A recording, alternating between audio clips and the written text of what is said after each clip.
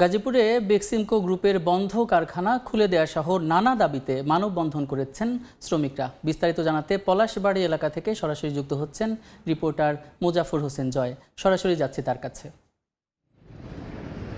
আমি এই মুহূর্তে অবস্থান করছি নবীনগর চন্দ্রা মহাসড়কের পলাশবাড়িতে। আপনারা জানেন যে দীর্ঘ 5 মাসের বেশি সময় ধরে গাজীপুরে অবস্থিত বেক্সিমকো ইন্ডাস্ট্রিয়াল পার্কের প্রায় 40,000 শ্রমিকের বকেয়া বেতন রয়েছে। সেই সাথে কারখানাটি বন্ধ ঘোষণা করা হয়েছে, যার ফলে কিন্তু শ্রমিকরা মানবতর জীবনযাপন করছেন। তারা বলছেন যে প্রায় 40,000 শ্রমিকের পরিবারের 40 লক্ষ মানুষ কিন্তু এই নিদারুণ কষ্টের মধ্যে রয়েছেন। বেক্সিমকো ইন্ডাস্ট্রিয়াল পার্কের একাধিক কারখানা রয়েছে, সেই কারখানাগুলোতে বিভিন্ন শ্রমিক রয়েছে। বিভিন্ন শ্রমিকরা বলছেন যে তারা মূলত দীর্ঘ 5 মাস ধরে বকেয়া বেতন পাচ্ছেন না এবং কারখানা না খুলে দেওয়ার কারণে তারা চাকরি তাদের নেই, ফলে কোথাও গেলে তারা চাকরিও পাচ্ছেন না। এর ফলে দেখা দিয়েছে নানা অভাব অনটন। একই সাথে কিন্তু তারা বলছেন যে কারখানাটি খুলে দিয়ে এলসির ব্যবস্থা করতে, যাতে কিনা তারা বিদেশ থেকে অর্ডার এনে কারখানায় কাজ করতে পারেন। তারা বলছেন যে যদিও এটি সালমান এফ রহমানের মালিকানাধীন, তারপরেও কিন্তু এটি দেশের সম্পদ। কারখানার মানুষ কাজ করে থাকেন এবং 40,000 মানুষের জীবিকা নির্বাহ করে থাকেন এই কারখানা থেকে। ফলে এই কারখানাটি দ্রুত খুলে দিয়ে কারখানাটি বাঁচানোর দাবি জানিয়েছেন। একই সাথে তারা পরিবারকে বাঁচানোর দাবি জানিয়েছেন। প্রত্যেকটি পরিবারেই এখন অনেক কষ্টে রয়েছেন, তাদের দোকান বাকি রয়েছে, তাদের ঘর ভাড়া বাকি রয়েছে, তারা নিদারুণ অবস্থায় রয়েছেন।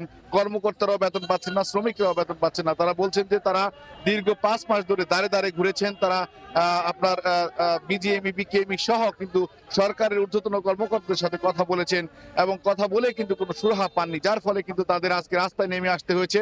আপনি জানেন যে দীর্ঘ 2 মাস পূর্বেও তারা কিন্তু সড়ক অবরোধ করে রেখেছিল এবং সেই সড়ক অবরোধের ফলেও কিন্তু তারা কোনো সুরাহা পাননি।